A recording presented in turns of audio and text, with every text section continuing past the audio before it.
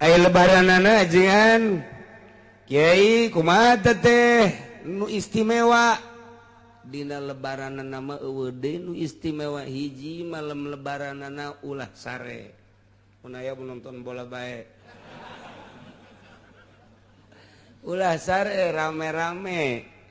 tafakur ka Gusti Allah dumadeheus taqarrub ka Gusti Allah zikir atawa takbir Allahu akbar Allahu akbar Allahu akbar sampai selesai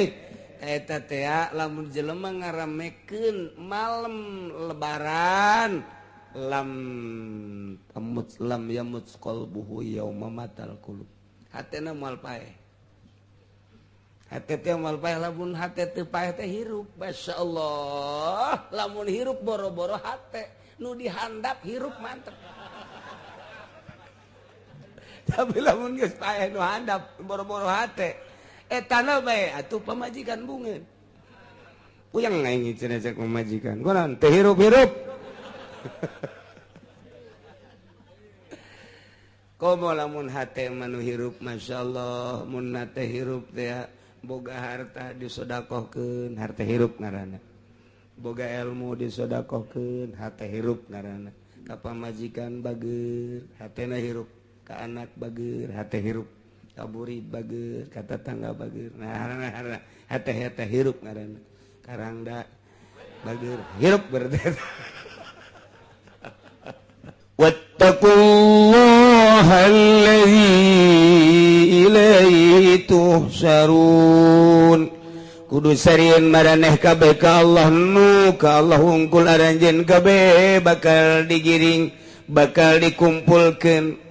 umat manusia di zaman Kangjeng Nabi Adam datang ke akhir umat Kangjeng Nabi Muhammad berbagai golongan jeung darajat nu jadi presiden nu jadi raja nu jadi menteri jadi gubernur nu jadi bupati nu jadi camat jadi lurah nu jadi RT jadi kiai nu jadi wali anu jadi nabi nu jadi rasul nu teh jadi nanaon pedagang dan lain sebagainya bakal digiringkeun kabeh menuju Allah Subhanahu wa taala nu kasingsan teu bisa aya nu kasingsan hiji-hiji acan nu bakal teu milu dina penggiringan eta dina perkumpulan eta kabeh dikumpulkeun dipenta pertanggungjawaban masing-masing tanya sabaraha umur mata digunakeun naon celi digunakeun naon sungut digunakeun naon harta digunakeun naon ilmu digunakeun ka mana dan lain sebagainya di BAP mun urang salamat sorga teh salamat ngagejebur iyalah wattaqullah kudu sieun maraneh ka Allah ieu mah khususna tentang sayd tentang buburon bagi nu halal maupun bagi anu keur ihram sing sieun melalui aturan Allah sebab urang bakal dikumpulkeun bakal digiringkeun ka Gusti Allah Subhanahu wa ta'ala tapi lamun ahli batin mah bisa ngamanaan kieu ye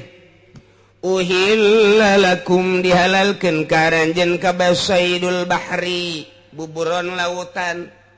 nu aya di laut teh eta adalah mutiara ngan nu dimaksud mutiara di dieu mah adalah makrifat berarti urang neangan ilmu makrifat ge teu naon carana kudu ka laut aya di laut berarti urang teh kudu silulup ari silulup urang teh kudu bisa atuh berarti ngojaina jeung kudu nyaho lebahna di mana aya mutiara di luhurna kudu make parahu heula sanggeus sampai ke parahu urang silem ka jero di mana lebah anu aya mutiaraan na ieulah ilmu makrifat eta kurang bisa diteleuman sok teangan ilmu marifatullah wa rasuli supaya urang mantep jasa ka Gusti Allah seakan-akan urang bisa neuleuh mun teu bisa neuleuh urang asa dideuleukeun ku Gusti Allah lantaran ieu ge kabeh moal kaluar tina kudrat jeung iradat Allah. Dedeleran urang teh supaya ka Allah bae, dedengean urang supaya ka Allah bae, napas urang supaya ka Allah bae, bicara urang supaya ka Allah bae, per detikna teh ieu adalah ka Allah, ka Allah, ka Allah, ka Allah, ka Allah. Nah iyalah ngaranna ilmu ma'rifat. Uhillalakum shaydul bahar, halal teangan coba ge ilmu ma'rifat. Wa ta'amuhu, halal kadaharan bahar. Iya nih, ieu termasuk kana ilmu-ilmu syariat. Berarti kudu ditempuh heula ta'amu lantaran kadieuna jang mata'an lakum walisayyarah, jang kesenangan diri sorangan ibadah ka Gusti Allah, jang nu leuleumpangan menuju akhirat. Lantaran lelempangan teh aya dua rupa, aya lelempangan di dunia, aya lelempangan akhirat. Aya jelema aya jasadna mah di dunia keneh tapi geus berperasaan di akhirat bae, matana di ka akhiratkeun, ceulina di ka akhiratkeun, leumpangna geus asa di akhirat bae. Kitulah ahli ma'rifah, ieulah ta'amu. Teangan heula ku urang atuh ayeuna kadaharan-kadaharanana naon? Ieulah ilmu muamalah, ilmu ubudiyah, ilmu muamalah. Wuduna nu rapih teangan syarat jeung rukunna, salatna nu rapih syarat jeung rukunna, hajina nu rapih syarat jeung rukunna, kitu keneh zakatna, kitu keneh puasana. Kemudian kabelah dituna iyalah jang besi diperlukeun ku diri oge ku batur. Muamalahna bab jual belina kudu nyaho syarat-syaratna, bab gade menggadena kudu nyaho, bab titip menitipna kudu nyaho. Kabelah ditulah munakahah, urusan pertikahanana kudu nyaho, datang ka urusan pertolakanana, peridahanana, pernapakahanana kudu nyaho. Nah lamun geus nyaho sok laksanakeun kuari tempuhlah saydul bahar, ilmu ma'rifatullah wa rasuli. Carana kudu kumaha? Wa hurrima alaikum saydul bar, diharamkeun karanjeun kabeh saydul barri. Carana adalah haramkeun buburon daratan. Naon buburon daratan teh? Ieu adalah alamul mahsus, alamul jismi. Jadi dua alam teh, aya alam ruhani, ieu adalah saydul bahar, aya alamul jismi, saydul barri. Haramkeun saydul barri nu mahsus ya teh ulah aya kesenangan di diri. Mun masih kene mata senang neuleuh nu indah-indah, mun masih kene inceuli senang ngadenge suara nu merdu, mun masih kene urang dahar nu ngeunah, eta adalah alam-alam mahsus, eta moal waka jadi wali kos kitu mah. Berarti kudu diharamkeun heula ku urang memeh datang mah. Atuh kudu kumaha? Mulai ku hari urang tanggal hiji haji puasa, iraha tanggal hiji hajina Jumat geus nyaraho kabeh haji paruasa kabehan. Letik mangajal. Tanggal hijina poe Jumat. Hiji mana Kemis. Malam Jumat aya 7 darajat. Tuturkeun gara-gara ilmu falak. Bakal istimewa nuturkeun falak. Sebab ru'yat tanpa falak moal bisa. Nah ru'yat teh akur jeung falak moal beres. Malakna nu bener ulah 3 darjah dijieun sadarjah satengah. Batur ge ngaritung. Lamun nuturkeun ahli falak ti Ramadan datang ka Syawal, datang ka haji pas kabeh. Anu kamari teh nuturkeun ilmu falak, nuturkeun ru'yat buah bener buah henteu, mudah-mudahan bener tapi wallahu a'lam. Nu puasa Rebo kuarina kuduna nyana nanggalkeun Sabtu. Lamun nyana nanggalkeun Sabtu lebaranna kudu poe Senin. Sedangkeun malam Jumat geus 7 darjah. Malam Jumat geus 7 darjah. Dunia ahli falak astronomi kelas dunia ngitung bulan. Mun malam Jumat tanggal 1 pan ieu teh endek wukuf di padang Arfah nu mantak dunia kelasna. Bakalna jatohna ieu teh itu akbar apa henteu padahal haji mah akbar kabeh ge ngan istilahna bae mun wukuf dina poe Jumat akur jeung wukuf Kangjeng Nabi baheula Kangjeng Nabi baheula wukuf teh poe Jumat iyalah disebutna haji akbar dihitung ulama teh tanggal 1 na poe naon ieu supaya pas na engke akbar apa henteu gitu dihitung dikotret 2 kali 2 opat berarti lamun 3 bulan teu diasupan cokot berarti dihitung Masya Allah kudu dihitung orang deg kumaha di Indonesia kumaha di Mekah aya penghitunganana sarua jeung di Turki tafawutna urang jeung Turki sabaraha urang jeung Mekah tafawutna sabaraha iyalah permasalahanana ngantak moal akbar atuh tahun dieu lantaran urang bae di wetan 7 darjah atau komo di ditu komo di Mekah sebab ai bulan mah kapan ayana di barat maton panon poe mah ayana di timur cacakan di barat bae di dieu malam Jumat geus 7 darjat atau komo di ditu kitu perhitunganna mendak lamun urang ngadenge di ditu aya nu lebaran urang teu kudu ru'yat teu kudu ngitung urang belah barat mah wajib bae di ditu bae geus atuh komo di urang patokanana kos kitu teh cak pikih eta cak pikih kecuali di Mekah geus barokah keheula di urang mah ulah waka heulana ulah waka Malaysia geus buka urang ulah waka sebab itu mah barat kulon di ulah waka heulanan tapi lamun di ditu geus atuh di dieu mah komo lantaran bulan kan ti ditu aya di barat mungkin geus di urang encan tapi lamun geus urang timur bae geus aya nu buka atuh urang mah pan geus kaliwata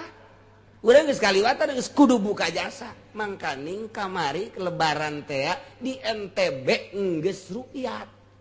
NTB teh belah manaeun Tangerang.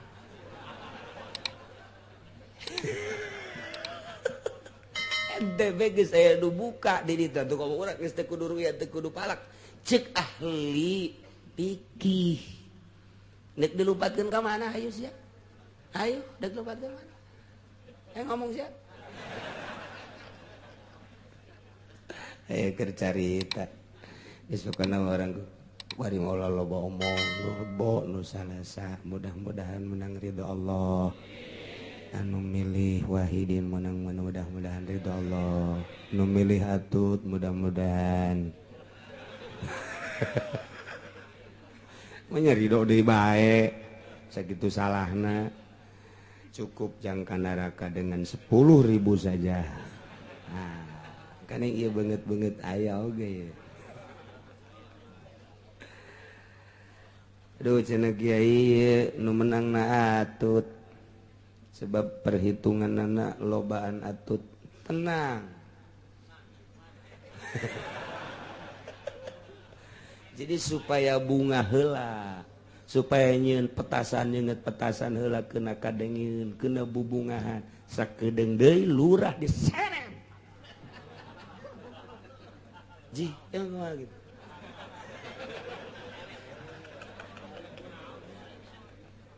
sebabnya nagis jebar-jebarkeun duit camat diseret ku pamajikana sia mah sok aju salah bae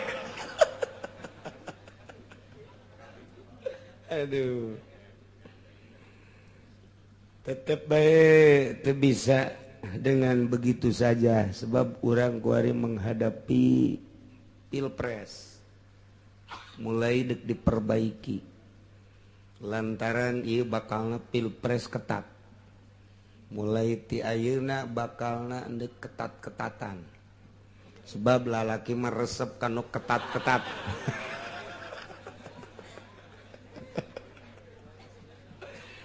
menang sembarangan sebab ieu mah bakalna mengarah lamun teu diperbaiki geus aya anu endek revolusi nu kukula dicaritakeun teh. Jadi mahasiswa di berbagai universitas kuari geus menyatu kemudian geus mendatangi lamun ieu teu ditegaskeun hukum ala kadar baheula ala kadar kadanan tegas jasa mah ulah amburadul jasa ieu geus aya bakal gerakan-gerakan mengarah kana peperangan hendak nu boga besi sing lempeng.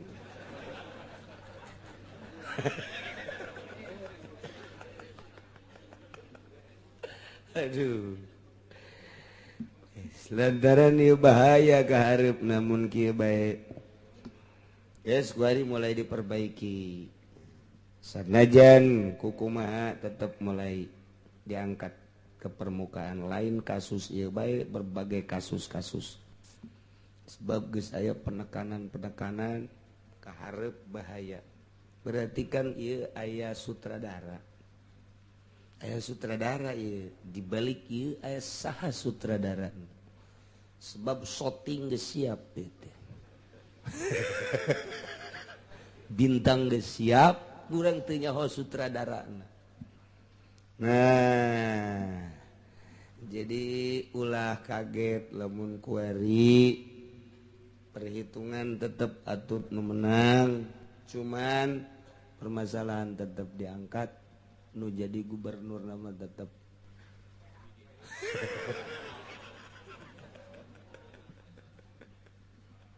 ai geus teu kuat tuh hiji geus sakitu bae teh ngomong heulana ulah panjang-panjang. Nomor kedua puasa ya puasa.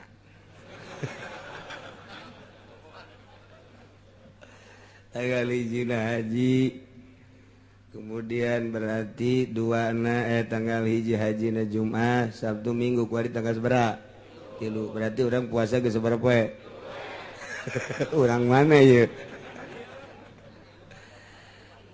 Berarti ayeuna Jumat Sabtu Minggu Senin Selasa Rabu Kamis Jumat Sabtu Jumat Sabtu Tarwiyah Arfah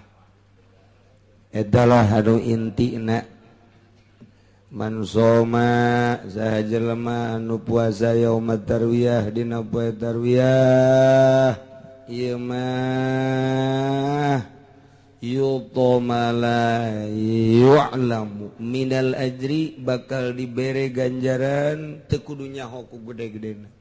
ku gede-gedena ganjaran. Oh nu nyaho teh mah kagedeanan nu penting mah maneh mah geus puasa bae geus surga bae geus teu kudu dibere nyaho bedena ganjaran. Masyaallah. Geus urang mulai nu bisa di tanggal kamari tanggal hiji terus anu geus tinggalin kakarak nyaho kuari atuh isuk mulai tah terus datang ka tanggal 9 8 ngaranna tarwiyah 9 ngaranna Arfah. Soma yauma Arfah sajelema nu puasa di poean Arfah kana kafaratan eta puasa ngajadikeun kafarat di sanatil madiyah sanah taun nu enggeus jeung taun nu bakal. Jadi 2 tahun nu enggeus jeung nu encan ieu dikakaparatan ku puasa sapoe doang. Masyaallah. Tama lamun datang kata puasa tama pohara jasa. Kangjeng Nabi geus meromosikeun sakitu luar biasana. Cak Kangjeng Nabi saha jelema nu puasa poe Arfah eta sataun nu geus kaliwat, sataun nu bakal diampura kabeh dosa-dosa laletikna. Kadenge ku cilik urang teu puasa. Tolol. Bolon tama jelema. Masyaallah.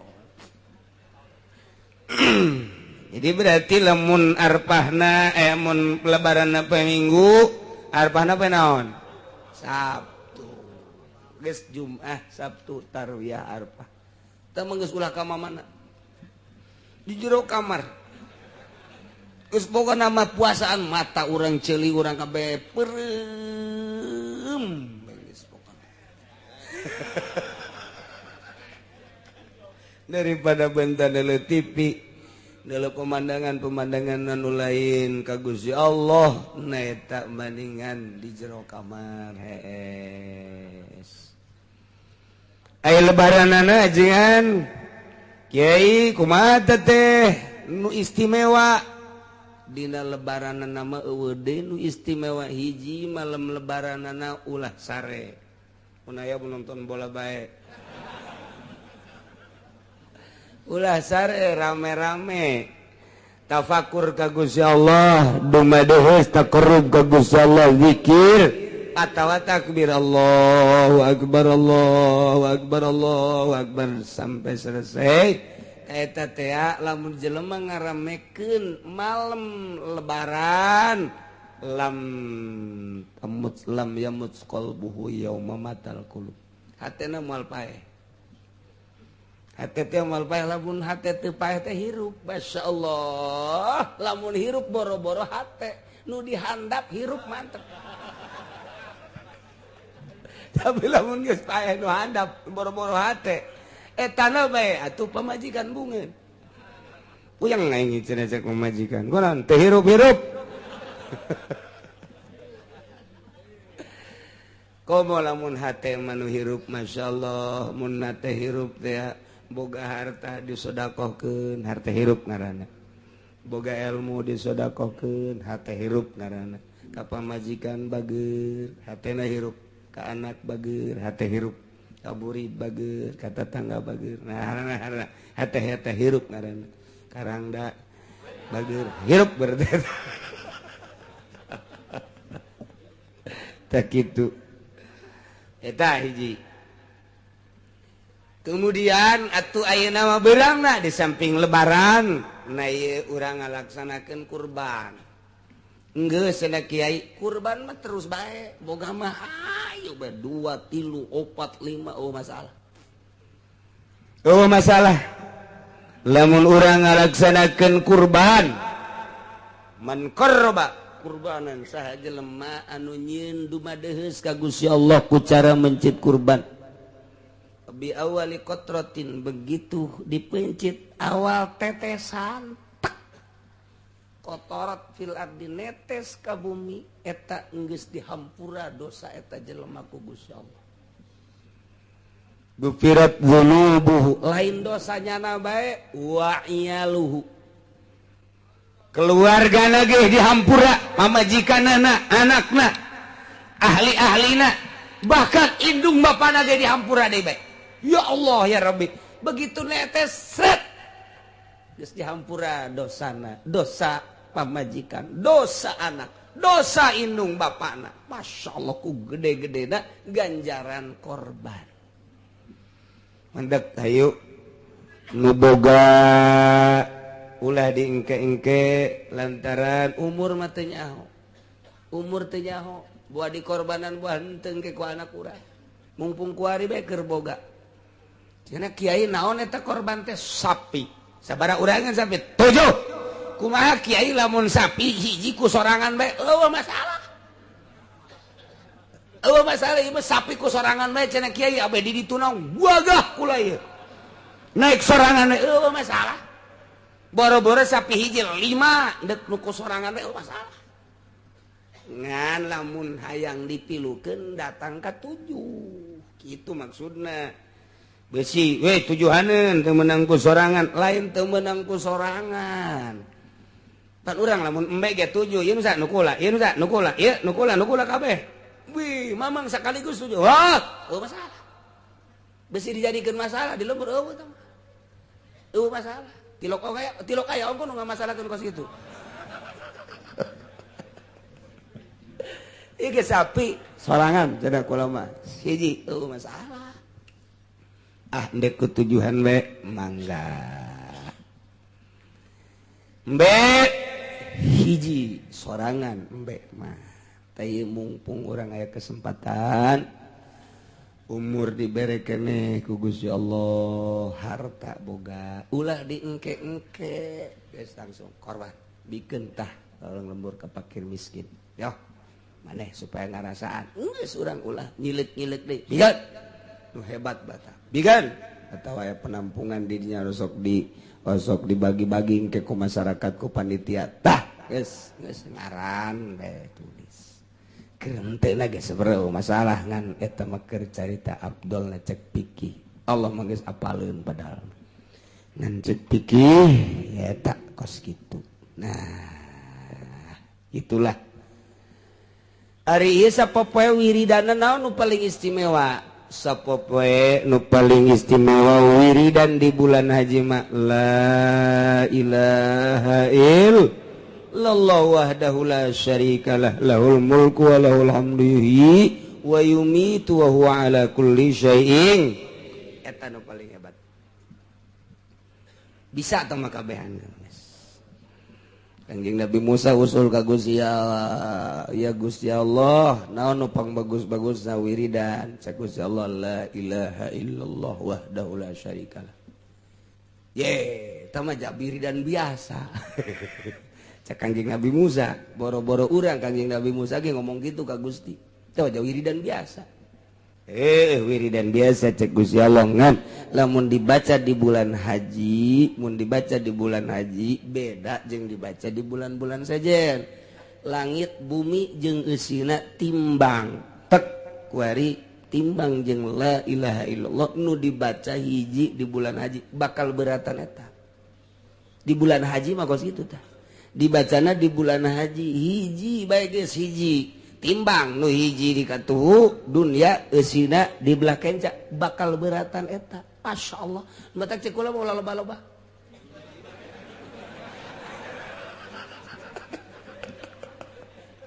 besi ngambai hiji bae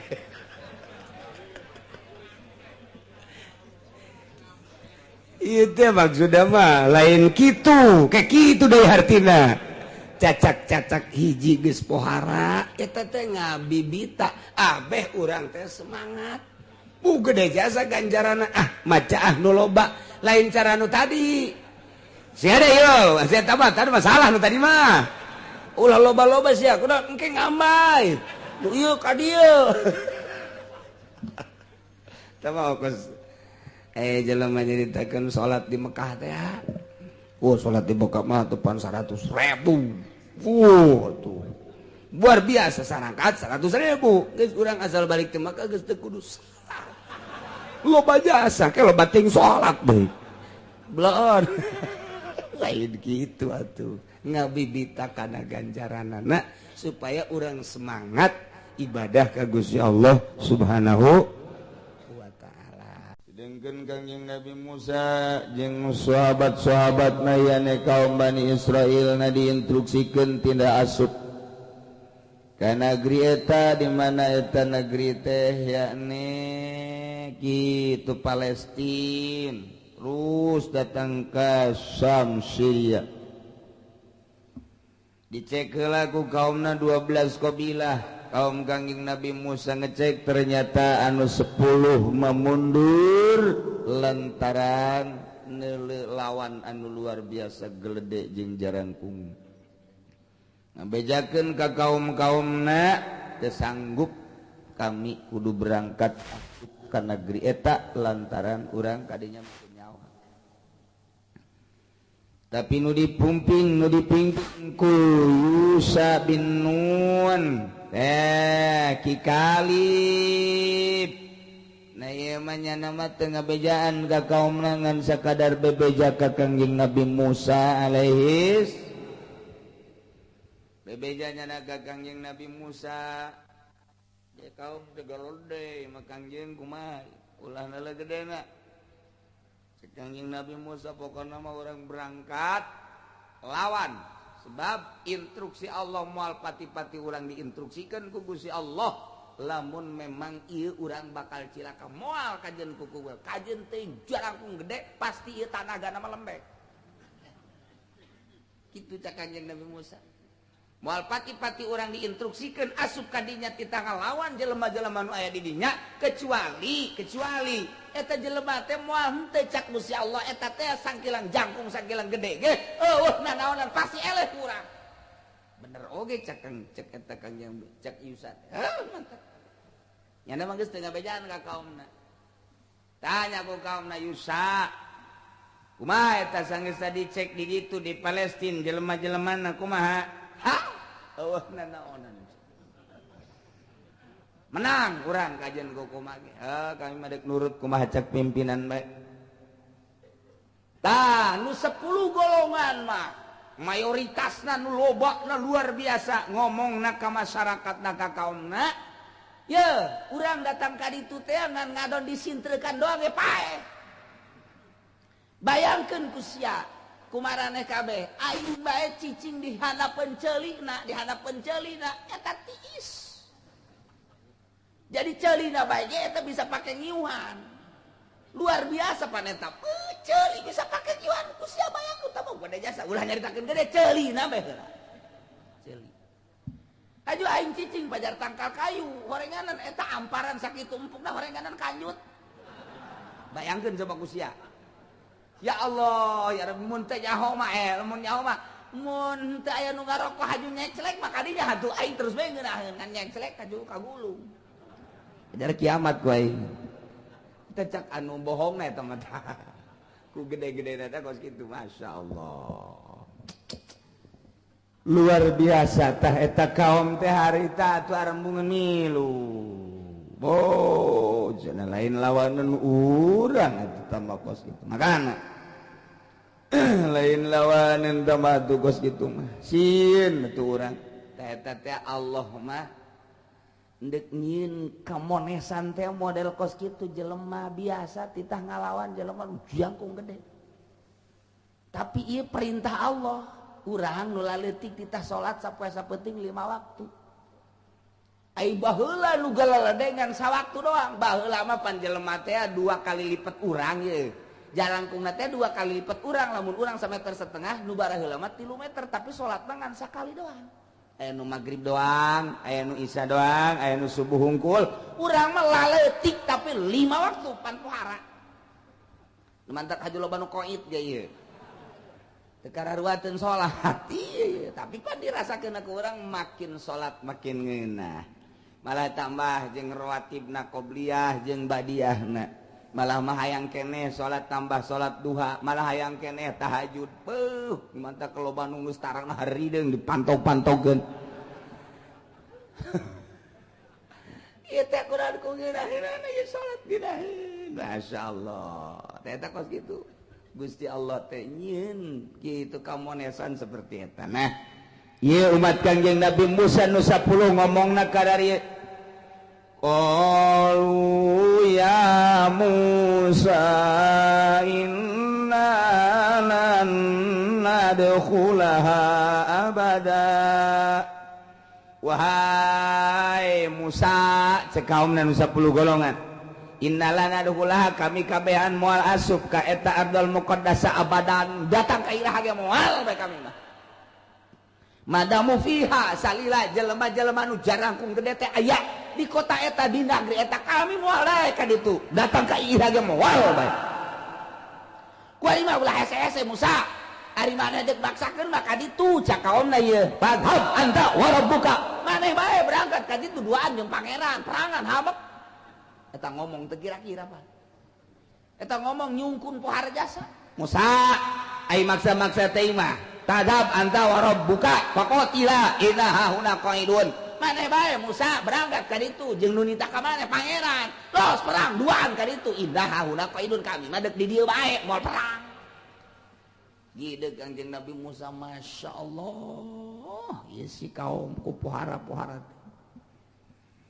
Kangjeng Nabi Musa di dunia langsung prihatin hatena kurang kumaha memehna geus dibere nikmat nu sakitu luar biasana dibere nikmat kamonesan ti Gusti Allah anu luar biasa jajaba ku ari teh dibere awak anu sakitu poharana gararagahna jangkungna gedena sedang aya diinstruksikeun titah perang moal semata-mata dititah ku Gusti Allah lamun moal pimenangeun tapi geuninganan geus kapiheulaan ku perjerih geus kapiheulaan ku borangan sieun tadi dinya Kangjeng Nabi Musa prihatin komo meureun mun teu dibere nikmat ieu mah meureunna embung jasa ngaharepan perintah Allah teh urang kuari titangga zakat sote kapan dibere nikmat ku Gusti Allah lancar usaha tuh mantak naon cak Allah ku aing pan sia geus dibere nikmat dimimitina ge dibere lancar usaha sia ta kuari mah geus aya sani soban kaluarkeun eta make teu daekeun keneh bae komo meureun mun teu dibere cacakan dibere nikmat bungeun keneh bae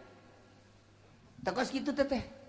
kuari diberi nikmat maneh teh ieu teh munggah haji mangan saukur 30 juta 35 juta 40 juta hayang plus mah mungkin 70 juta tah eta teh maneh pan diberi nikmat sabaraha taun ku aing sakali bae sia munggah haji tapi teu daek keneh bae buang ka warah itu eta teh insya Yahudian wa insya Yahudian au Nasranian payamut jelema diberi nikmat tapi teu daekeun ka Mekah keneh bae padahal geus disop awas paeh lamun teu jadi Yahudi jadi Nasrani. Eta pan ancaman ti Gusti Allah dibere nikmat heula ku Gusti Allah teh. Ya Allah. Kuari urang dibere nikmat teh geus teu kahitung nikmat wa itaudu nikmatallahi la tuhsuha. Dibere sehat, dibere boga mobil, dibere boga motor, pamajikan geus sehat, malah marencana dek nyandung di jeung urang Lampung, mun teu kanyahoan kuno kolot mah. Nah, eta teh apa nikmat teh mantak naon gunakeun urang pake ibadah ngaji keur teh ngabesan mah heula ngaji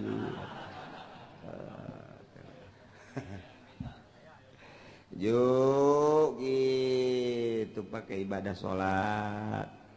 di lembur urang ja urang atukeun ku Gusti dibere rada alhamdulillah jelema fakir miskin anu rada kasulitan bantuan nikmat ti Gusti Allah gunakeun ku urang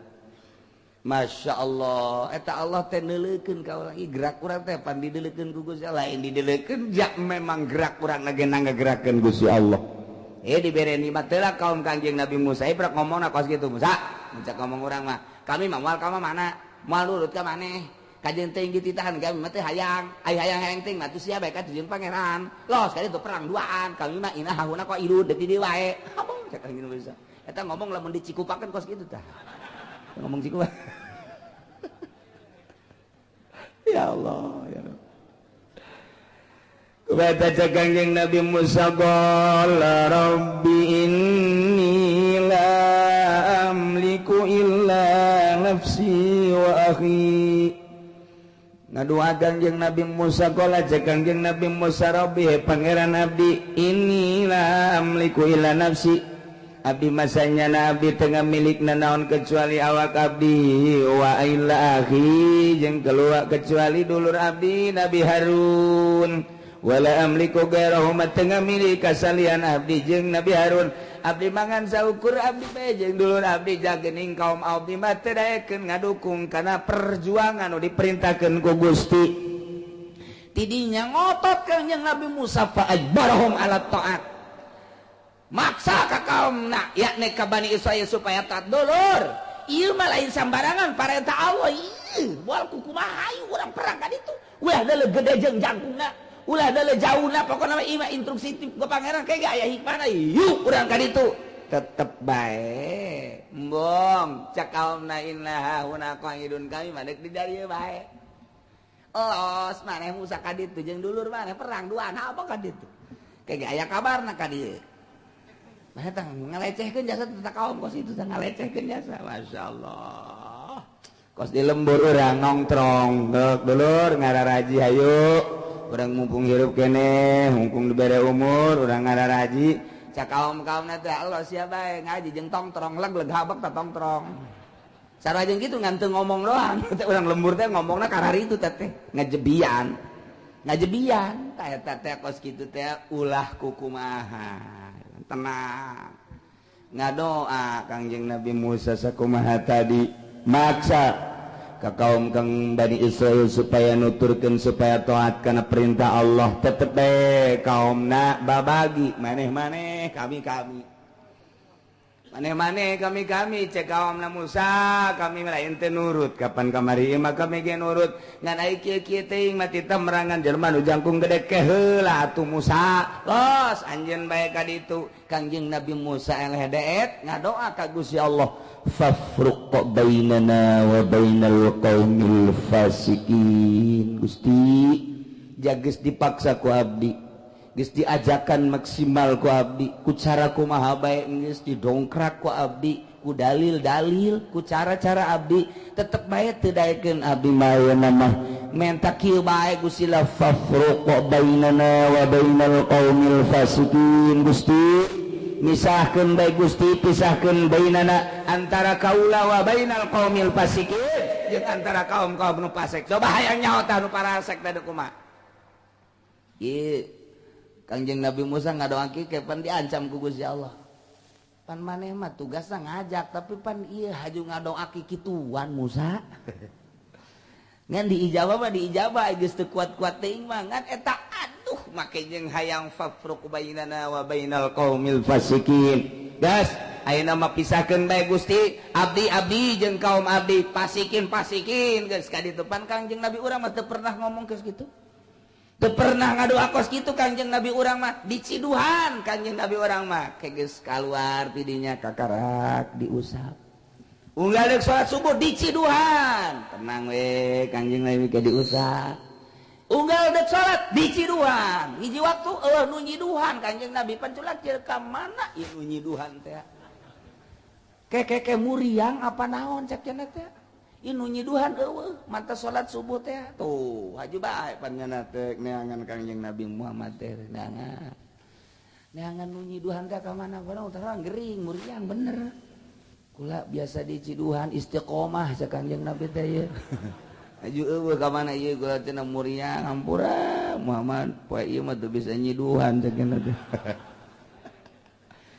kula cenah nina ngasana sa Kangjeng Nabi teh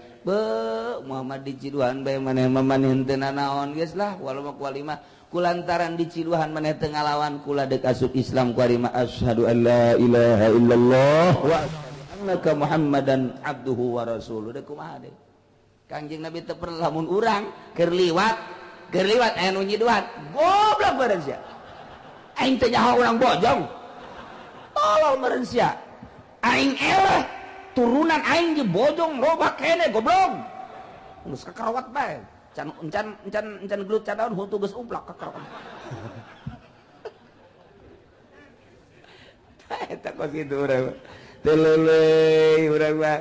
teu deudeuh urang mah pugu eta teh sabenerna mah teu nyahoeun pan nyiduhan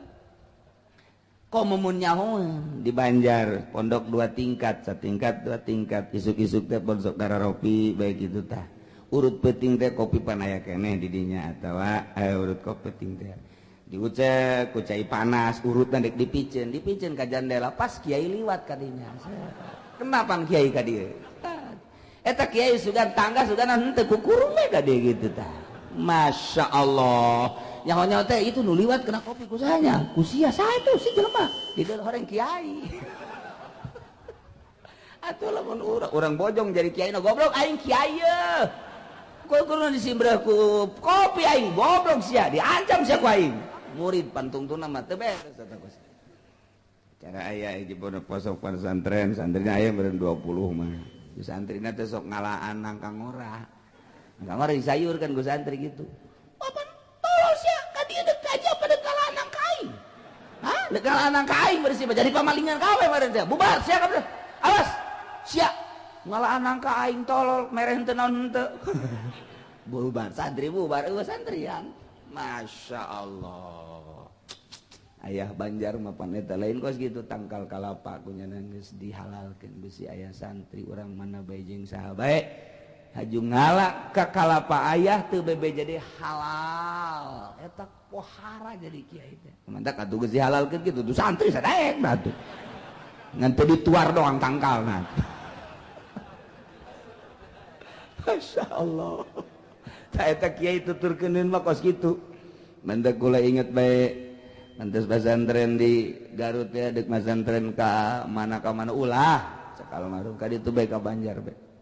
ih hayang ka anu hayang ka ulang geus kadinya bae teu nyaho sasakalana teu nyaho sejarahna kadinya bae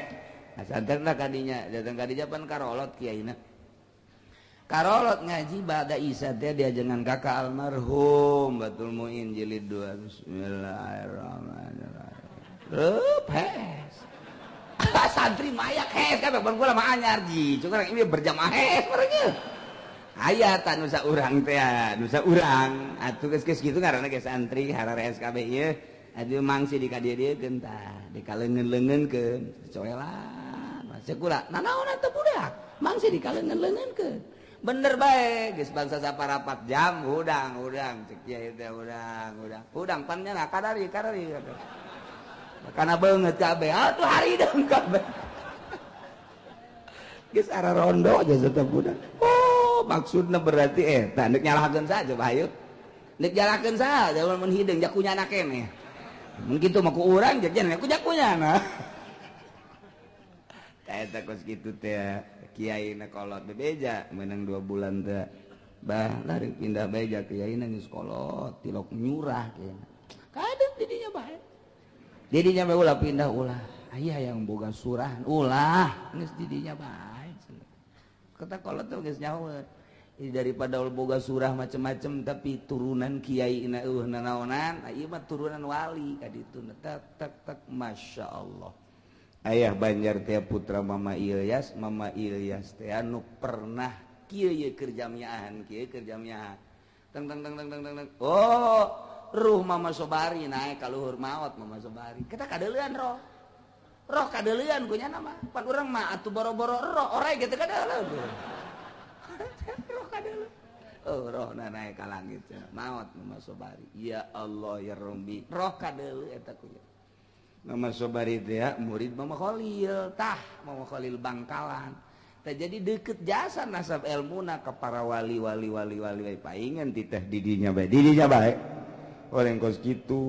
ayah mah teh tanggal kalapa nu ieu kabeh beusi ku santri diaralaan halal caknya teu kudu bebe jadi bahkan loba empangna pan nya lauk emas geledek beusi aya santri nu ngaralauk halal keneh bae atuh santri bae kabeh ku santri unggal poe ngalahan lauk guru nanti dijualan doang ka lauk eta gua ku soleh nah ieu mah kakarek ngalagori bae goblok sia ka dieu sia deuk Haji Amil pada kalahan gori pamalingan sia balik sia atuh balik kabeh santri ngan 15 balik kabeh eta geus kitu jadi leuleuna pahara madak Imam Abi Yazidil Bustami ditanya ku muridna mama abdi mah rek naros bae saumur hirup ieu nu paling bungah naon 2 ceknya saumur hirup ku ari nu paling bungah 2 naon kahiji cenah kula eta keur di masjid datang aya nu nampiling bae jebret ngeunaheun cek nu nanya sia nampilin eta nikmat jasa cekna teh ngeunaheun Masya Allah nomor kedua kula keur cicing di sisi aya nu nyiduhan blok ka dieu kabeget asana nikmat 2 seumur hirup nu nikmat teh eta sebab didinya lah kula diangkat jadi walina naik derajat teh ketika ditampilin ceger oh iya gerak Allah langsung naik derajat begitu kula sakali deui keur geus manteng ibadah ka Gusti aya nu juduhan juplok bae kula sadar ieu teh gerak Allah langsung bae naik jadi kutub blek eta lah kanikmatan kula urang mah teu nyaho maknana sih di ciduhan teh atuh nu nyaho nu kadeuleuna atuh silat besi cibande geus kieu-kieu emang aing geus kebal teu ngalegel jelema teh nyaho mana lamun nyaho manana mah urang keur dimuriangkeun teh keur deuk diangkat derajat tinggal narimana sadar apa teu sadar ditampilin teh gerak Allah teh urang teh tinggal narimana bae kumaha mun narimana sadar sasadar-sadarna ieu teh moal semata-mata ditampilin lamun teu digerakeun ku Allah naik derajat urang lamun urang ajo nyileuk tolol meureun sia turun derajat urang mun urang geus diangkat jadi wali turun mun encan jadi wali mah merosot tah mah mantap ieu jadi kiai teh nu hesena teh lain maca kitab mah gampang nu hesena teh tak ketika masyarakat ngomongkeun ka urang teh kiai kos kitu dituturkeun ulah kiai ondo tah mah tah eta teh narimana urang alhamdulillah meureun manan kitu ge eta teh nang gerak Allah aing teh teu bagus ber naik derajat urang tek naik ulah aja awas yang ngomong deui teluh sieu ilmu etan anu hese mah maca kitab maca kabeh gebara bisa tah ketika di lembur teh aya nu ngahina teng kumaha sikap urang kamana ieu loyogna batin urang masya Allah sedengkeun kabeh jelema dek negakeun agama Allah moal takat teu dicoba ku Gusti Allah SD bae ge dicoba dek naik kelas atuh komo ieu pisolihinin piwalieun coba ku Gusti Allah lamun bisa ngulinkeun batina sadar sasadar-sadarna narima naon keputusan ti Gusti Allah urang aing ngadoa mah bisa bae narima teh kitu dan kitu ngaranna ba'dal qada kitu narima ba'dal qada ngeunaheun jasa ta doa ti Kangjeng Nabi teh supaya bisa narima sabada diputus ku Gusti Allah ulah ngarasula eta ngadoa mah ngeunaheun jasa ta teh tapi ketika praktekna coba tah ketika dikodokeun ku Gusti Allah gering dikodokeun ku Gusti Allah loba nu ngomongkeun dikodokeun ku Gusti Allah teh aya nu nyatruan kumaha sikap urang tek eta nu hese na deuk naik pangkat teh kos kitu ya Kangjeng Nabi Musa ngadoa fafruq bainana wa bainal qaumil fasiqin Gusti bos jawara pan Kangjeng Nabi Musa mah mantap doa lagi kos kieu atuh dah Kangjeng Nabi Musa mah terkenal jasa jadi lantaran boga lawan Firaun jadinya nama luar biasa ieu nya Kangjeng Nabi nya Rasulnya jadi jawara ieu na ge teu kecekel kuduan nya gede sebab lawanna Firaun Pak mantap ngomong lagi capetan Kangjeng Nabi Musa mah jelema tangkas gagah sebab disesuaikan jeung lawan Kangjeng Nabi urang mah leuleuy nyaahan deudeuhan asihan boro-boro kanu bager kanu teu bager ge boro-boro kanu nurut kanu teu nurut ge masih keneh didoakeun keneh bae masyaallah alhamdulillah urang boga Kangjeng Nabi Muhammad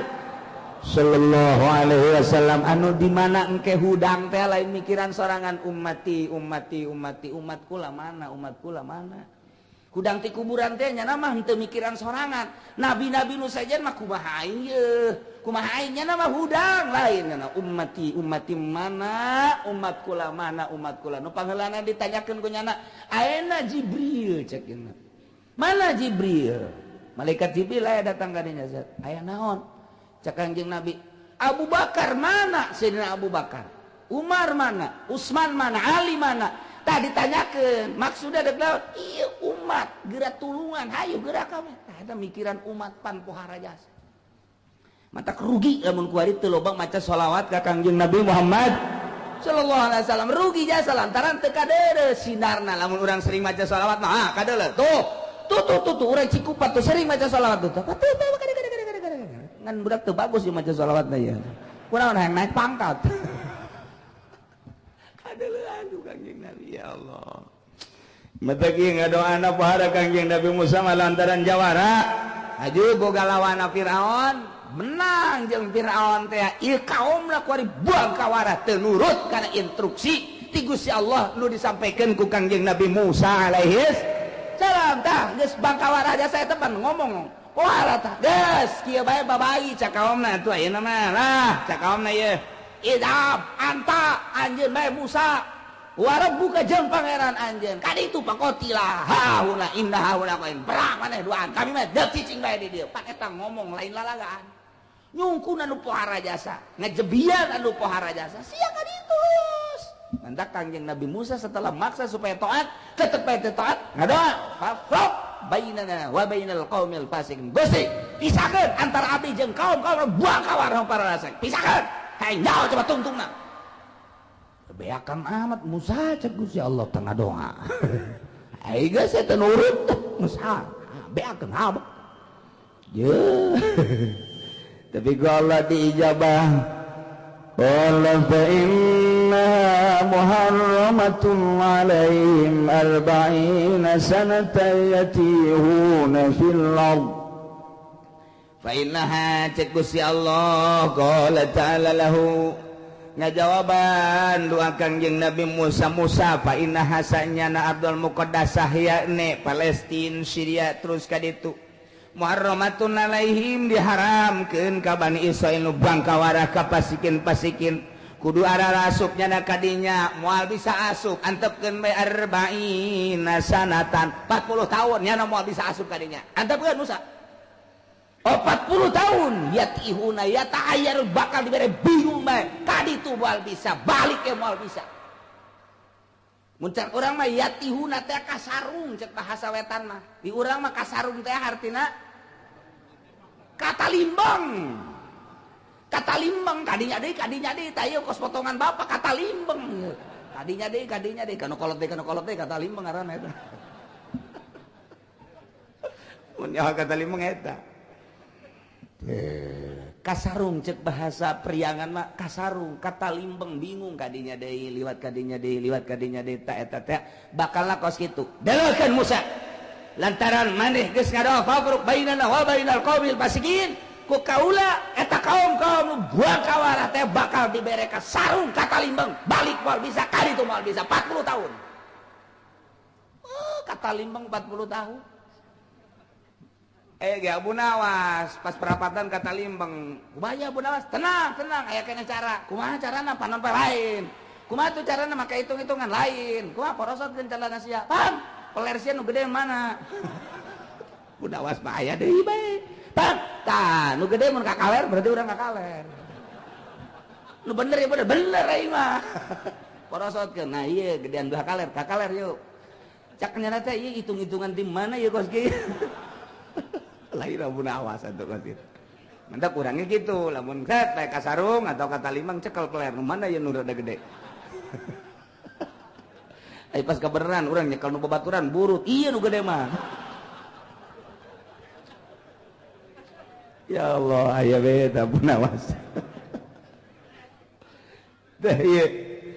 fa innaha muharramatun alaihim arba'ina sanah yatihuna filat bakal bingung nyana bakal kasarung nyana dirinya kata limbang bolak-balik dirinya bae eta teh kira-kira kata limbang na teh adalah arba'ina sanah 40 tahun bener bae eta cek Gusti Allah fala ta'sa 'alal qaumil fasiqin Musa fala ta'sa ulah putus asa anjeun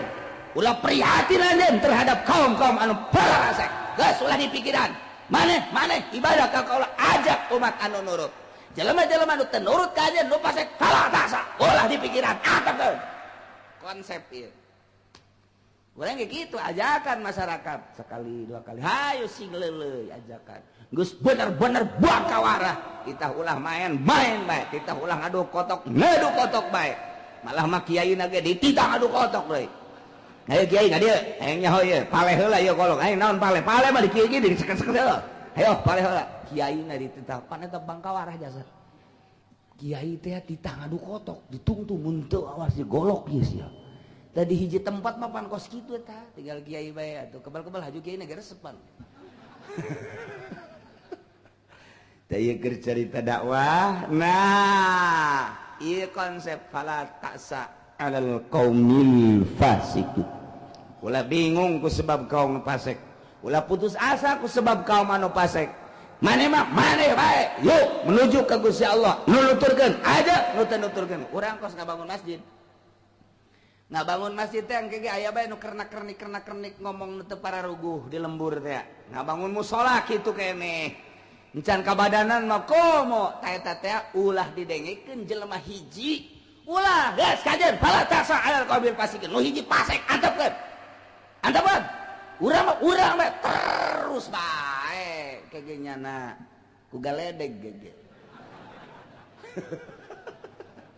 artina maknana engke makna kos ku galedeg kumaha alum engke ge antepkeun lain geus urang-urang bae ngabangun jadi titah ku Allah ieu sakawasana samampuhna ke jelema nu nangtangan nu ngomong macem-macem teh deleukeun sebab hakikatna mah lain ka kiai berarti nyana anti ka Gusti Allah asal geus anti ka Gusti Allah nentak ka Gusti Allah tinggal dideleukeun bae tah ieu fala ta'sa 'alal qaumil fasiqin fasik berarti nyana teu ngadukung kana siar-siar agama Allah antepkeun deleukeun coba hayang nyaho tungtungna mah pararah ieu kabeh atuh pararah nyana pae nu ngabangun ge pae ieu ngan ke di akhirat da bakal kadeuleu juga tempat da ieu keur leuleutikannana belah dieuna nyeun pondok pesantren teh kadeuleuna bakos du didukung bae tungtungna mah mitohana bae ngalawan mitoh ajak mitohana nyeun pondok mah di dieu bae ye ceng di dieu ye geus di dieu ye geus alhamdulillah tanah abah masalah aja sia teh atuh pan salaki anak abah geus ane teh anak abah teh sia anak abah geus di dieu tah geus ngariung diajak sakali doang teu kaajak ka mitoha diusir begitu ku inginan tuh ya tolol tuh budak didinya giliran kuari bae aing teu diajak padahal ngariung teu diajak sakali mitohana eta masyaallah ngajang hilek bae ieu kunaon abah orangan teu diajak ngariung padahal teh aya tadi lembur tah mitoha teu diajak ngariung bae ngajang hilek tah eta kos kitu masyaallah dibere berkat ya dipicen berkat berikutna teh aya abah teh diajak dibere berkat da bae dibalakeun ka imahna buang berkat jang mau sia tah los jang sia eta ngajang hilekna luar biasa diusir tung sia rek ke pasantren mah belum kari kitu tah eta teh mitoha bae kos kitu masyaallah aya du jeung kolot sorangan dibiayan dipasantrenkeun ku kolotna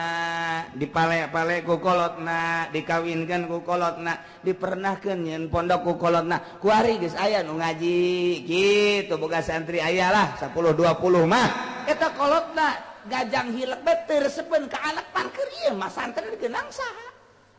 nang eta teh ka kawasan Allah mah kos kitu kolotna geus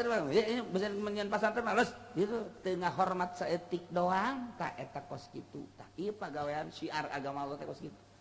hese jasa ka endek maju teh tah konsep fala ta'sa 'alal qaumil fasiqin geus ulah ditolerir jelema-jelema fasik mantap urang bae coba ge make konsep ieu insyaallah nurutan konsep Kangjeng Nabi Musa alaihi langsung ti Gusti Allah subhanahu wa ta'ala gas kuari mah tenang Musa fala ta'sa 'alal qaumil fasiqin bener bae eta begitu Kangjeng Nabi Musa menang jawaban diantep ku Kangjeng Nabi Musa eta kaumna didinya tadi jurang ti kebingungan kasaru urang ka mana dek balik ye caknya yuk urang baralik ayo orang balik Kangjeng Nabi Musa jeung Kangjeng Nabi Harumna kemudian nya nama atuh cicing bae duaan ngajauhan ti kaum eta berangkat ningali daerah Ardul Muqaddasah ieu kaum teh ayo orang balik berangkat balik ka dieu ya berangkat mimiti ba'da magrib kunaon subuh aya di dinya deui cing pan urang aya di dieu deui salah ya ganti pemimpin siap kemana ya balik kurang kaditu tuh parahna kaditu ih jalan kaditu kajian kukungnya ya berangkat tas subuh maghrib aya dirinya deh gitu bae 40 tahun coba eta kakawasaan Gusti Allah mah endek nyarungkeun jelema endek ngabingungkeun jelema endek ngitu ngabalingerkeun jelema eta teh kapan daerah anu biasa sabenerna mah ye ka dieu balik mah cek saurang teh berangkat ayo tuturkeun sedengkeun jelemana 600.000 sitamiati alpin berangkat ayo da berangkat kabeh 600.000 wah ieu jalan nu bener mah oh bener cenah ieu ka dieu ieu kunaon tuh berangkat isuk-isuk magrib aya di dinya deui ieu urang balik deui ka dieu sia si gara-garana ini itu teh aturan mah bengkol kakak tuh kurang kakeca ya ayo balik deh iya bener mah ayo berangkat aja sih jadi pemimpin balik asal berangkat isuk-isuk maghrib pada dia deui ini orang pekan di dia bayi kurang ya eta 40 tahun eta kikituan 40 tahun Masya Allah nah iyalah yatihuna fil ardi bingungnya didinya 40 tahun terus-terusan di mana berangkat isuk-isuk sore aya didinya di berangkat sore isuk-isuk aya didinya hatan qorodo malah teu kararuat atuh paeh mulai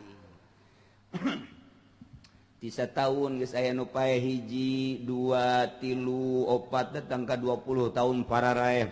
teu kuat tapi tetep nyana berusaha deu kaluar tidinya. Unggal paeh berangkat bedek balik maksudna ke kadinya deui ke paeh aya. Ke berangkat ti ka dieu meureun balik beuh ka dieu breng ke ka ditu sore mah aya di dinya deui nu paeh deui. Ayo 600.000 teh ya hatan qorodu kulhum para raeh kabehan illa man lam yablugil isrid kecuali jelema nu can nepi kana umur 20 tahun.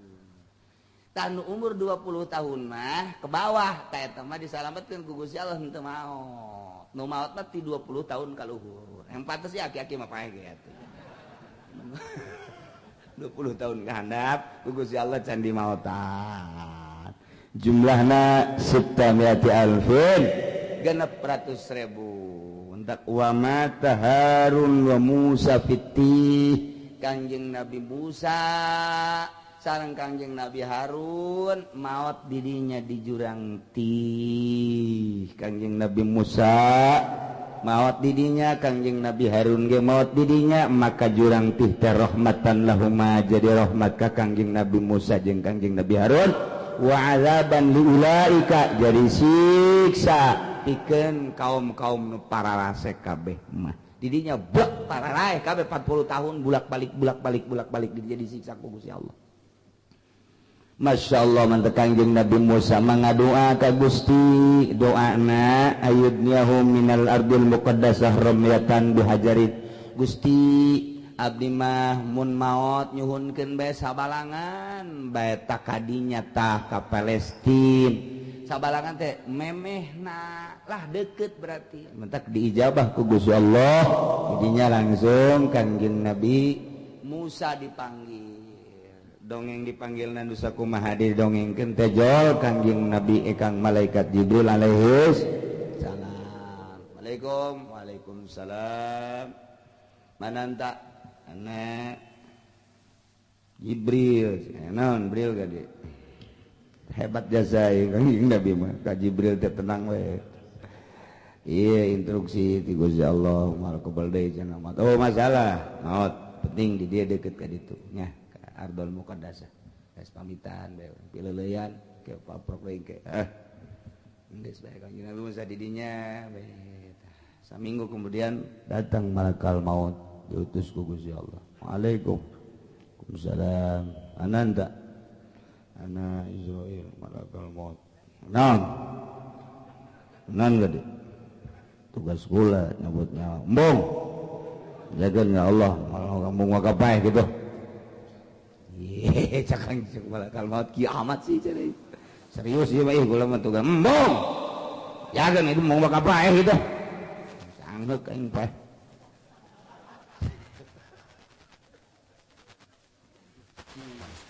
malakal maut ikula bari tugas tugas bejakeun ka ditu mung maka kitu laporkeun nu ngaran Musa moal wakayam pae bejakeun cing malakal maut aing kumaha bebejakeun ka ditu aing mesti carekan cenah ku Allah ieu ngadoa Kangjeng eta malakal maut Gusti hamba Gusti ngaran Musa teh nabi Gusti rasul Gusti diinstruksikan maot pae embungeun ja kudu kumaha kula memberi kesalahan embungeun kumaha Gusti hae embungeun mah bejakeun bae ya dibere umur panjang gitu tendenkeun dampal leungeunna ka sapi tah eta bulu sapi anu karungkup ku dampal leungeun jana eta adalah umur panjang Musa bejakeun sakitu bere umurna datang deui Waalaikumsalam nyambut nyawanya lain nambahan oh nambahan geus lapor ka Gusti Allah. Tambahan sakumaha cenah? Hayangna sakumaha mah. Mung setahun 2 tahun mah panjang. Cak Gusti Allah hayang panjang umur eueuh masalah. Ieu dampal leungeun tendenkeun ka sapi ka nyeplek tah eta bulu sapi anu karungkup ku dampal leungeun anjeun eta umur maneh sakitu. Atuh loba meureuh mah ribuan tahun. Heeh sakitu. Lamun geus beak mah paeh keneh bae. Jadi paeh-paeh kene mah kuari paeh. Ke paeh kuari paeh asal menang ridho Allah. Allah geus ridhoeun kan? Ridhoeun. Geus kuari paeh. nu bener ya besi ngamuk engke pan. Ngamuk bahaya. Bener ka Kangjeng Nabi mah moal ngamuk moal. Geus ridho jasa ieu kuari ridho. Pan kamari hayang atuh tah mah hayang panjang umur bae heulanan pikiran. Ngan ai panjangna ribuan tahun engke bakal paeh-paeh kene balik naon kidinya ngising di dinya. Kuari bae. Kuari bae geus di dieu teh ta ieu hayang saromyah minal adil muqaddasah. Sabalangan ka adil muqaddasah. Geus di dieu cukup di dieu deukeut. Set berbaring Kangjeng Nabi Musa langsung dicabut nyawa. Cak Kangjeng Nabi Musa jeung ngeri oreng. Ngomongnya nama keur dicabut nyawa. Ngeri sudah teteh ngeri cak lagi ngeri jasa. Aduh masyaallah. Lalaunan atuh. Hari ieu sakieu teh panglalaun. Aya waduh leuwih laun ti kieu cak. Eta lalakon Kangjeng Nabi Musa mah kos kitu teh. Nya geus laun tah. Masyaallah. Cenah pohara ieu mah ieu. Oh, cabut Allah Akbar. Amanatnya nak ka kaumna ka Kangjeng Nabi kanu sejen-sejena ka kaum ka Yusa di mana kuring maut didinya kuring kubur. Hampir kitu Nabi makos Kangjeng Nabi urang di mana kuring maut didinya kuring kubur. Mantak mautna di bumi Siti Aisyah didi jadi kubur dan tah Kangjeng Nabi urang ge di tempat maut didinya dikubur. Ieu ge Kangjeng Nabi Musa didinya dikuburna urusan biasa terus raten dikubur didinya. Nah maka peti Kangjeng Nabi Musa petina nolol tah sekitar bangsa 20 cm baheula mah 20 cm eta teh diurugan di zaman Kangjeng Nabi Musa na diurugan ngan ku Gusti Allah supaya kanyahoan eta taneuna asal diurugan eueuh deui luhurna 20 cm jadi katingali bae ke diurugan deui ku masyarakat ieu teh kuburan Kangjeng Nabi Musa di zarahan biasa ke kebal saminggu 2 minggu eueuh deui tah tetep petina kadeuleuan bae teu bisa teh kadeuleuan sebab ieu mah jawara jadi supaya nyata kadeuleu tapi didongkel mah didongkel dek dikajerokeun teu bisa ini tutupan taneuhna nyingrai deui coba urang gali kuari mah dikandapkeun teu kadongkel doser potong bae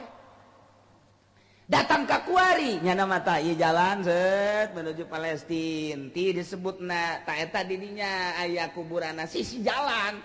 jadi urang lamun jarah di mobil bae kadeuleuan kuburan Kangjeng Nabi Musa teh sisi jalan eta nolol kuari sekitar sakieu tah petina eta teh geus digali dikandapkeun teu bisa ditutupan kuari nyingrai deui jadi kuari kadeuleu bae ke lamun urang lamun kuek kala kali itu ilu ge kuburan itu jarah ka Kangjeng Nabi Musa kuburan sisi jalan jadi orang di mobil baik katingali nah set cara pasti belah katu katingali tak eta kuburan Kangjeng Nabi Musa gitulah makom Kangjeng Nabi Musa sampai ke ayeuna ge eta ditutupan nyingrai deui digali kana teu bisa doser dek dipindahkeun dek dikondisikeun kuburan Kangjeng Nabi Musa ulah di sisi jalan tetep bae teu bisa didinya bae datang ka kuari. Itulah kuburan Kangjeng Nabi Musa alaihi salam beres jelema nu 40 tahun didinya bulat balik kadinya bae paeh kemudian Kangjeng Nabi Musa na maut termasuk Kangjeng Nabi Harun mah belah kitu ti Kangjeng Nabi Musa sekitar 10 meter kadinya ta eta teh biasa Kangjeng Nabi Harun mah kahandap biasa henteu nyingrai teh naon malah cak sariwayat mah eta teh geus dipindahkeun ka dieu ka Yaman tapi cak sariwayat mah henteu aya nu ngaku di Yaman kuburan Kangjeng Nabi Harun teh cak sariwayat di Yaman dihijikeun Kangjeng Nabi Daud Kangjeng Nabi Hud Kangjeng Nabi Harun di Yaman aya perkuburan para nabi-nabi eta adalah di Yaman mentak orang Amerika sieun ka Yaman mah sebab pernah dideteksi ku Amerika di Yaman teh loba di jero taneuh nu keur zalalikir la ilaha illallah la ilaha illallah ieu di jero taneuh bae kekieuan bae cak urang Amerika nanaonan eta la ilaha illallah sieun teh ya negara leutik tapi dipake ka sieun Indonesia mah dipake ka hayang jasa ku Amerika nu mantak dicumbu Indonesia mah dicumbu ieu teh ieu nu didahar ku urang jeung nu dibawa ka Amerika hampir bagi dua bahkan leuwihan nu dibawa ka Amerika nu didaharku bangsa Indonesia jeung nu dibawaan ka Amerika teh lobaan nu dibawaan ka ditu nyeri hate urang lamun nyaho mah pan bisa kitu atuh nu di luhurna babagi tah asal aman bae asal aman bae masyaallah mandak makin jadi presiden makin nikmat luar nikmat eta kos kitu ti sisi gigirna lah gaji presiden mah sabaraha duit tapi ti sisi gigirna luar biasa. Itulah keayaan Indonesia dipakai ka bongbro jeung dipakai ka bita ku subur-suburna Indonesia. Urang lamun hayang nyaho ka jeroan Indonesia mun urang tek jadi menteri nyaho bakal. Oh horeng kieu Indonesia. Ya ai jadi gubernur ge nyaho ngan can berdaya ai lain di lokasi nama tapi lamun di lokasina sarua gubernur oge. Tapi Yaman dipakai kasieun lantaran di dijalah perkuburan para nabi, para wali-wali Allah Subhanahu wa ta'ala. Tapi di Indonesia gen teh tetap dipakai kasieun. Sieun di Indonesia ge teh dipakai kasieun teh Islam ortodok, Islam salaf. Manta kuari dimodernkeun supaya rapuh. Lain sistem modern anu salah sistem modern mah luar biasa hebatna pendidikan jadi maju cuman asal geus kos kitu bae rapuh dibeli ku duit asal nu dikaharepkeunna dunya geus bae handap. Kabelah dieuna terus serangan anu luar biasa kaharepna mah wallahu a'lam kumaha meureun ke agama di Indonesia kuari keur meujeuna diacak-acak asa kieu asa kitu teu meunang salah nanya kuari ge. Nah ieu kaharepna mah wallahu a'lam bakal kumaha meureun tah tidinya wa nubi'a Yusa badal arba'in sabada 40 tahun diangkat jadi nabi Kangjeng Nabi Yusa alaihi salam angkat jadi nabi perintahkeun ku Gusti Allah supaya merangan kaum Jabarin anu jarangkung gede teh nah ieu lalakonna Kangjeng Nabi Yusa berangkat jeung kaumna nu dua kabilah teh Yusa bin Nun jeung Kalib ya berangkat bebarengan jeung Bani Israel anu patuh tadi merangan kaum Jabarin tidinya taktik perang anu luar biasa ternyata begitu di perangan teh bener tanagaan sakitu jangkung gede dage eleh eta ku Kangjeng Nabi Yusa jeung kaumna poe eta poe Jumat hari teh lantaran serangan dahsyat luar biasa perang ka magriban lamun ieu eureun bahaya can tuntas perang eta mata poe ku Gusti Allah mata poe disetop heula ka malaikat stop eureun heula sajam ulah kasurup eta malaikat nu nyekelan mata poe geus kieu berat sajam cak Gusti Allah kena tuntas heula perang tuntas sajam cek beres eleh kaum Jabarin kakara geus berangkatkeun diberangkatkeun deui. Jadi sejarahna seumur dunia ieu teu pernah panon poe di stop ku Gusti Allah kecuali ke waktu peperangan Nabi Yusa ngalawan kaum Jabarin lantaran kandas waktu kurang sajam eta panon poe di stop sajam. Masya Allah asal lalagaan nyetop panon poe teu kira-kira eta sajam wukibat lahu syamsu sa'atan hatta faragha min qitalihim sehingga selesai perang ngalawan kaum Jabarin. Masya Allah mandak diriwayatkan ngeriwayatin Imam Ahmad dina musnada kana hadis inna syamsa lam tuhbas ala basharin aya hadis tu diriwayatkan ku Imam Ahmad bahasana kieu inna syamsa lam tuhbas ala basharin sanjana manusia teu pernah disengker teu pernah ditahan terhadap manusia mana bae illa liusa kecuali pernah ditahan sajam pikeun Kangjeng Nabi Musa layali sar ila Baitul Muqaddas dina peutingan berangkat menuju Baitul Muqaddas. Ya Allah ya Rabbi tinggal urang nyaritakeun watslu alaihim naba abnai Adam urang dongeng putra Kangjeng Nabi Adam alaihi dalam nungaran Habil nungaran Qabil kumaha engke dongengna minggu hareup insyaallah wallahu a'lam.